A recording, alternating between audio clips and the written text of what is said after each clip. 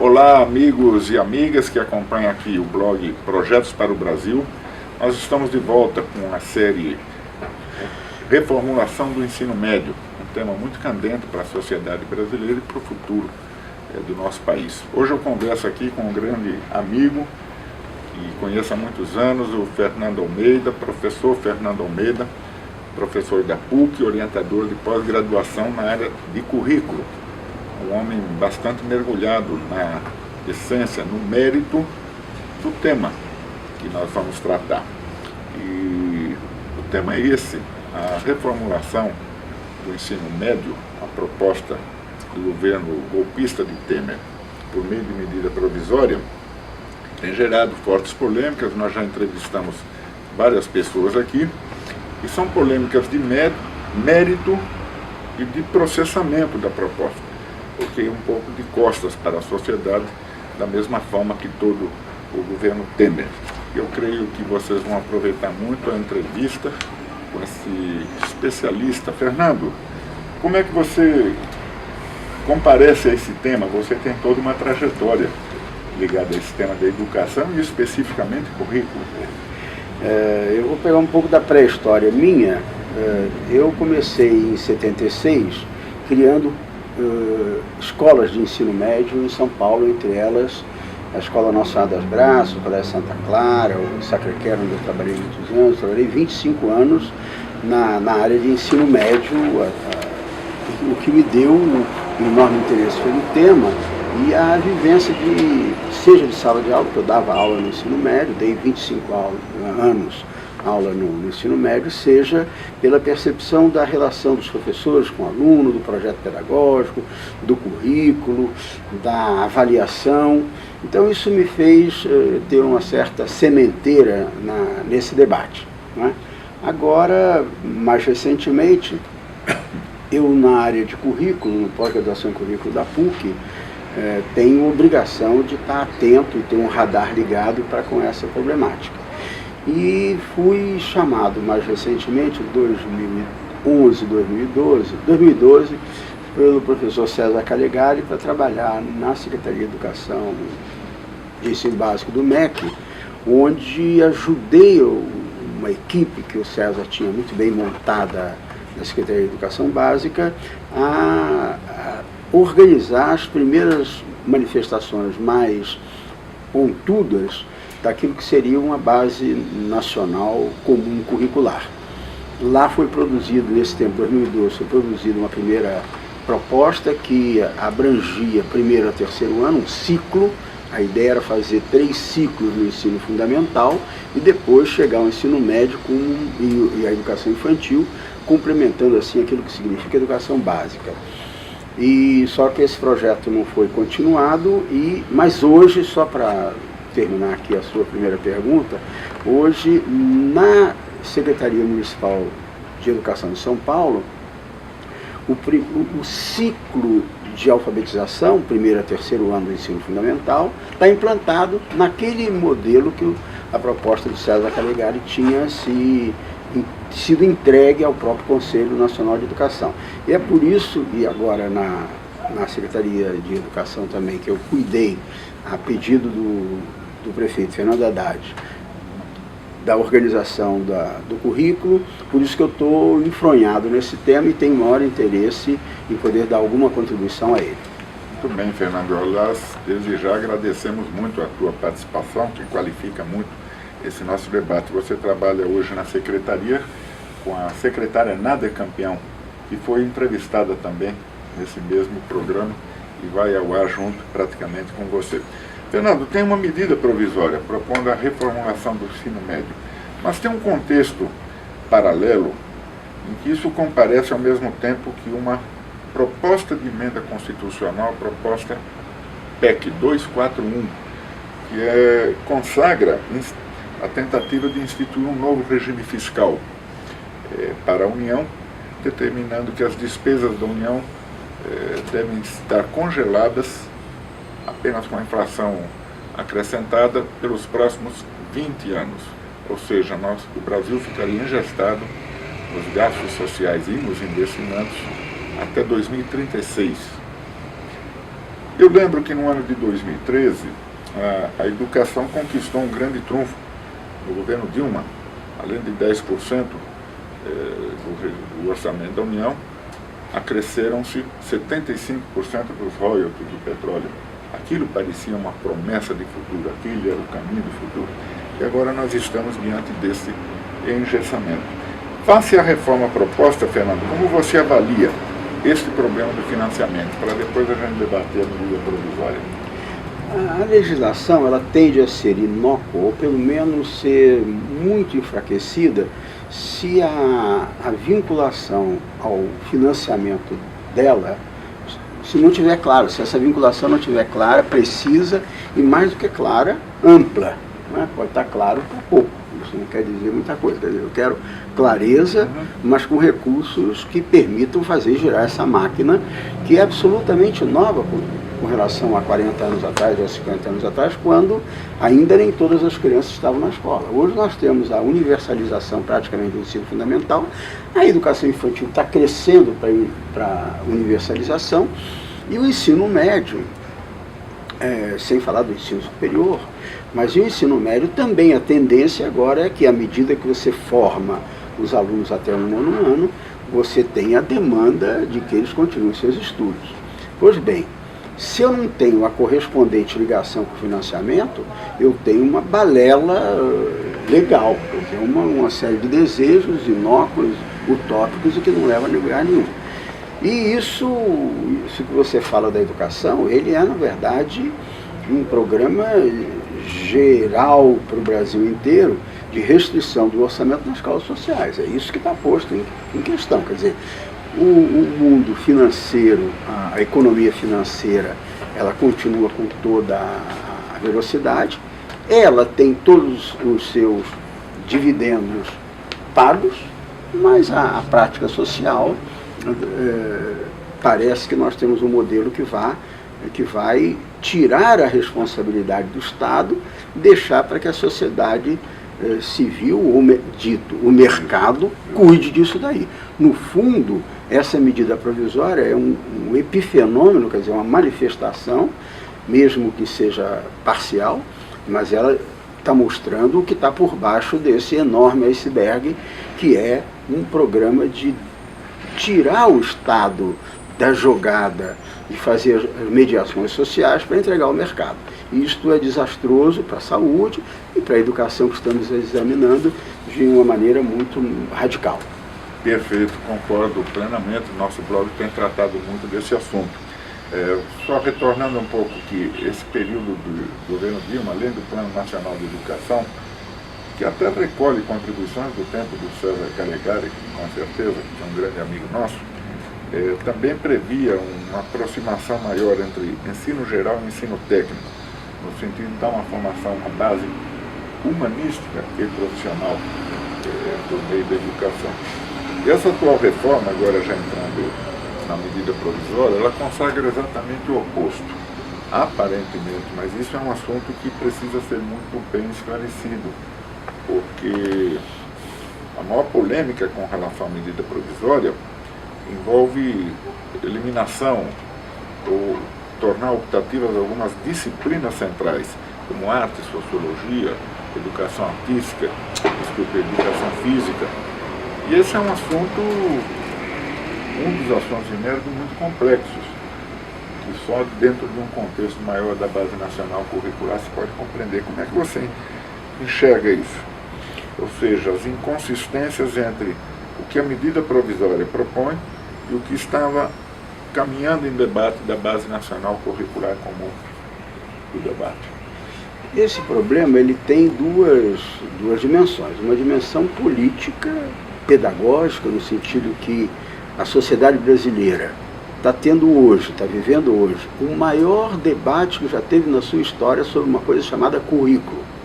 Teve em 1932, com a Escola Nova, Anísio Teixeira, Lourenço Filho, que tinha uma proposta de uma escola democrática, republicana, e que teve um grande embate que envolveu, de alguma forma, os quadros nacionais. Mas os quadros mais restritos eram os intelectuais, os educadores. Hoje não. Hoje a sociedade civil as empresas, as ONGs, a sociedade política, claro, a sociedade acadêmica, ela toda está mergulhada nesse debate e percebeu como nunca que o currículo é um território de disputa do projeto de nação. Está sendo colocado, não é um debate sobre se aprende história ou se aprende educação física. Está sendo colocado assim, que nação nós queremos. Isso é que é anterior a tudo. E, portanto, tirar esse embalo que a sociedade está tendo para o debate é uma pobreza, um empobrecimento retrógrado e um empobrecimento conceitual, porque a gente vai deixar de ter a representação no nosso currículo daquilo que a sociedade mais ampla pensa para si mesma. Isso é questão política, mas a questão de mérito pedagógico e conceitual, que você tocou bem, ela é muito ampla. Eu vou reduzir a duas aqui, pelo nosso tempo também. A primeira é que a oposição entre a formação tecnológica prática que leva ao mercado de trabalho e a formação humanista que faz a pessoa pensar sobre o sentido da vida, sobre sua participação, sobre o que é a felicidade, o que é a minha relação com as outras pessoas, o que é a arte, o que é a admiração própria contida no conhecimento. Essas coisas andam juntas. E quando você polariza isso e diz, eu vou formar para o mercado, ou vou formar para os indicadores criados fora do Brasil, como o OCDE e PISA, eu empobreço a conversa. Empobreço também se olhar só para o lado de lá. Quer dizer, se eu olhar só para formar o garoto cidadão, participante, mas que não tenha uma formação, uma instrumentação necessária para enfrentar o trabalho, não o mercado do trabalho. O mercado do trabalho é outra coisa, a escola não tem nada que se meter, porque a escola não gera posto de trabalho. Ela pode formar 300 engenheiros, não gerará os empregos de engenheiro, nem gerará de fonoaudiólogos. Então, a escola não atribui à escola essa responsabilidade que ela não tem. Então, a taxa do câmbio, a Selic, são investimentos internacionais que geram emprego. A escola não. Ele propicia isso. Pois bem, o ensino médio é um momento em que, pela primeira vez, não é a última, mas é a primeira vez que o jovem se coloca a tarefa de como que ele vai ser trabalhador. Não é? O que ele quer da vida e como ele quer viver o seu projeto de vida numa ou outra profissão. E quando você tira, é a última coisa desses dois pontos que eu quero tocar, quando você tira de um garoto de 14, 15, 16 até 18 anos, que é a média dos nossos jovens, a possibilidade, mesmo que ele queira ser trompetista, mesmo que ele queira ser cenarista para cenários de teatro, que é uma maravilha, ele queira ser fotógrafo, etc., ele tem que saber o que é química. Ele tem que saber os mistérios, as belezas, os encantamentos. E eu diria mais até para dar um exemplo concreto, uma tabela periódica. O que significa o ser humano ter juntado naquele número de elementos toda a relação de reações que a natureza propicia, quando Mendeleev, lá 2 séculos atrás, ele já começou a fazer essa tabela. Quer dizer, não era ele sozinho, era uma descoberta da humanidade. Então as crianças com 15, 16 anos se encantarem perante as forças do universo, a química, a biologia, a física, que é cheia de mistérios e cheia de coisa bonita. Por que um jovem que quer ser teatrólogo, ele não pode saber química, ter chance de perceber? É a última chance na vida, porque depois na faculdade ele vai se especializar ou em química, ou em matemática, ou em história, nunca mais verá arte e acha que não é um domínio dele.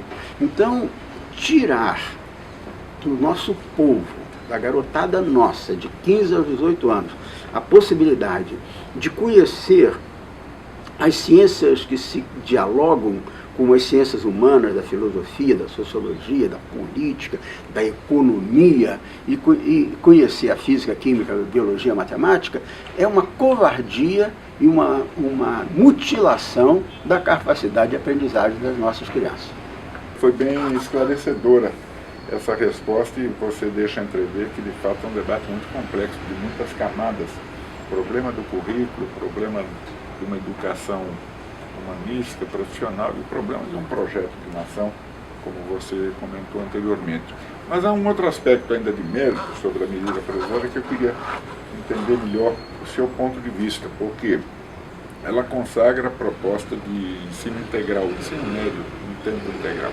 Aparentemente uma proposta importante, correta, mas combinada com a PEC 241, que congela os gastos em educação pelos próximos 20 anos, de uma população que irá aumentando, e combinado com tempo integral, eu não estou vendo na proposta um planejamento, digamos, de como as redes vão se organizar para isso, como o corpo docente vai se organizar para isso, como estão calculados os custos, que provavelmente aumentam, além do que há praticamente vários milhões de jovens que estudam, mas trabalham. E muitas vezes só trabalham, nem vão para o ensino médio. Então a proposta de tempo integral é uma demagogia ou é uma coisa simplesmente voluntariosa e apresentada de forma atabalhoada? Bom, é atabalhoada. Agora, o mérito da ideia da ampliação do tempo de estudo, de exposição ao conhecimento dos jovens, ele é inquestionável. Quer dizer, eu ter mais tempo para assimilar, para conversar, para debater, para reescrever, para corrigir o meu pensamento, corrigir no sentido de buscar outros rumos, perceber que o conhecimento é algo meio errático, né? Isso exige um tempo que talvez a escola de 4 aulas, talvez não, a escola de 4 aulas não resolve. Agora, a ampliação disso para uma determinada modalidade de número de horas, ela tem que passar pelas variâncias nacionais, e você citou várias delas. Muitos trabalham, precisam trabalhar, outros moram muito longe, outros estudam só à noite. Então a modularização do tempo de exposição do jovem ao estudo, isso precisa ser pensado organicamente, como nós estamos num organismo vivo que tem estômago, intestino, tem cabeça, tem dedo, tem pele, e tem que se ajustar a tudo isso que nós temos. Ora, sem haver esse ajustamento, eu não sei a quantidade de recursos que eu vou precisar para fazer isso daqui. E eu posso, primeiro, fazer um ensino de baixíssima qualidade para aquelas pessoas que não têm nenhuma condição, e fazer um ensino de altíssima qualidade para poucas pessoas. Um exemplo típico disso é o que aconteceu nas escolas técnicas federais no Brasil, nas décadas passadas, que eram seguramente das melhores escolas de ensino médio em cada estado da federação, e era ocupada pela burguesia que queria ir para a universidade. Então a burguesia ocupava vaga de pessoas que poderiam fazer um curso para ter uma vida melhor e ir para o mercado de trabalho de outra maneira, ou para o trabalho de outra maneira. Então esses ajustes, se não forem bem feitos, não adianta criar uma escola de ensino integral que vai ser ocupada por aqueles que não precisam de ensino integral. E os que precisam de um ensino mais integral não vão ter chance de ocupar esse espaço e, consequentemente, ficarão à noite ou em outros períodos com baixo atendimento educacional. Acaba sendo uma nova escala de exclusão, né? Exclusão. A burguesia, nós sabemos muito bem fazer esses ajustes deletérios, de alguma forma, para a educação brasileira. Quer dizer, a Escola Técnica Federal foi um exemplo típico disso. Como hoje ainda tem um monte de escolas de aplicação das universidades que tem um sistema de seleção que pega exatamente a classe que não precisa daquela escola, que faz uma seleção rigorosíssima, e o que precisava fica excluído, e ela é uma escola de altíssimo IDEB. Mas, na verdade, não é a escola que é de IDEB, é o grupo social que a frequenta que é de bom IDEB. A escola mesmo não faz quase nada para a melhoria desse trabalho. Então, se não se levar em consideração isso, o investimento não pode ser adequadamente feito. E segundo, o investimento para isso não está aparecendo como um investimento de custeio. está aparecendo, por exemplo, ouvi na sexta-feira passada a Maria Helena Guimarães de Castro indo ao BNDES pedir recurso para o ensino médio. Então, a Maria Helena Guimarães de Castro é a principal assessora do ministro, a pessoa que cuida de toda a operação do ministério, passa por ela, e ela tem uma enorme experiência na área, e ela foi demandar, e anunciou isso, que está demandando ao BNDES um recurso bastante alto para apoiar a reforma do ensino médio. Ora, apoio vindo do BNDES é um apoio que, mesmo que seja muito grande, ele é temporário, ele não é custeio, ele não entra nos gastos com educação, ele entra como uma operação de criar, por exemplo, 500 laboratórios. Mas também criou 500 laboratórios, acabou, não mantém o laboratório, não tem projeto pedagógico para usá-lo, etc. Então, esses dinheiros que estão prometidos, que aparecem ocasionalmente nos rodapés dizendo que tem um planejamento, é um planejamento que não é estruturante do ensino médio, mas é ocasional para dar um start, o início pode ser dado por coisas dessas, ou alguma forma de operação intermediária pode vir desses recursos. Mas isso não quer dizer que o ensino médio está respaldado por um financiamento responsável. Muito bem. Eu volto globalizando todo o debate que nós fizemos até esse momento. Você afirmou coisas importantes, de que no fundo esse debate envolve que tipo de educação para que projeto de nação, e que na verdade o governo, essa medida provisória está no espírito do tempo de subtrair o papel do Estado, dever do Estado frente aos direitos do cidadão. Mas não tem uma dose também de demagogia na orientação do governo, porque custa crer que um governo que é interino, na realidade é interino, porque vai ter 2 anos de mandato, uma situação muito fragilizada, muito encrencada no jogo de forças de sustentação do governo, com as ruas muito ativas. E uma proposta intempestiva desse modo, por medida provisória, seja, tem um conjunto da obra. O que esse governo pretende, afinal, com essa proposta? Teria sido um bode na sala? Alguma coisa desse tipo? Eu não vejo muitas possibilidades disso trafegar sem um maior debate social. E apresentá-la por medida provisória é exatamente a tentativa de eludir o debate mais social. Estou aqui especulando, queria saber a tua opinião. Bom, é nível de opinião mesmo, porque o debate, ele tem que ser feito profundamente, porque a medida provisória vai se casar com as diretrizes curriculares nacionais, com as bases. Então não adianta eu cimentar uma proposta, mesmo que ela esteja absolutamente fechada, se depois ela não se atraca, não é, como um navio no porto, adequadamente ao conjunto do pensamento formativo sobre o ensino médio. Então essa junção vai ter sido feita. Então, por que o governo fez essa ação tão de emergência, sem esperar um debate maior que eu já estava vendo, que permitiria sim a acoplagem desses dois movimentos? Eu não entendo. Mas o que pode parecer, mas aí são hipóteses, é a necessidade de criar um fato que devolva ao MEC uma responsabilidade sobre esse projeto nacional. Está muito espalhado, está muito democrático, tem muita participação. Vamos mostrar que tem um governo, que tem propostas, que tem um mandato de 2 anos que seja, exatamente porque tem pouco tempo, é que precisa fazer muita força impositiva para mostrar que não é daqui a 3 anos que vai ter o resultado. Não é?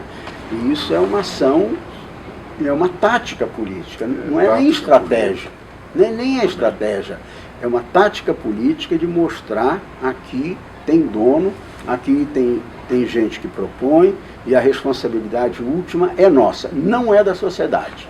No fundo, é isso que está sendo dito. É esclarecedora, muito esclarecedora essa visão. E com base nela eu quero fazer duas últimas perguntas. Como é que as forças envolvidas estrategicamente com a educação voltada para um projeto nacional progressista para o nosso país deviam agir no Congresso Nacional na tramitação dessa proposta? E ligado a isso, você como acompanha muito a cena, em São Paulo e Paraná, duas escolas foram ocupadas pelos estudantes. E em São Paulo, os professores da rede pública também têm uma grande força de manifestação e são muito ligados ao mérito do problema. Você acredita que haveria chances de ocorrer uma nova onda de ocupação de escolas por parte da nossa juventude, que muitas vezes fez isso espontaneamente, que é um dos fenômenos mais marcantes desses últimos anos, ocupar escolas em defesa da educação contra um governo que queria fechar a escola, jamais se viu, governo assim jamais se viu, povo se viu. Essas duas perguntas combinadas, porque entram no terreno da condução política do debate que as forças progressistas devem fazer. A sua pergunta, ela abrange de A a Z das possibilidades de resposta. Eu vou me ater ao aluno, né? E eu queria trazer uma informação que eu tive há 10 dias atrás da ONU. A ONU tem a cada X anos, se não me engano, a cada 3 anos, ele emite um relatório de monitoramento global da educação. E esse relatório de monitoramento global tem mais de 40 anos que ele é feito. Ele vai sendo feito, vai produzindo material do mundo inteiro, o que está acontecendo, tensões, tendências, investimentos, aprendizagem, etc. E dentre as inúmeras questões propostas pela ONU para melhoria da qualidade da educação, isso tem 40 anos, um item é o seguinte: consulta aos alunos do que tem que ser a melhor qualidade da educação. Pois bem, nos 40 anos, a única resposta que foi zerada nas pesquisas feitas em todas as nações que compõem as respostas ao monitoramento global, que é zero, é consulta ao aluno. Nenhum dirigente de país nenhum evoluiu com relação à consulta aos alunos sobre a estrutura de aprendizagem. O que significa aprender melhor? O aluno está fora. O Brasil também está fora. Quer dizer, uma coisa é, claro que não é também, vai lá, pergunta o que ele quer aprender, se ele quer aprender história, se ele quer química, se isso é mais relativo.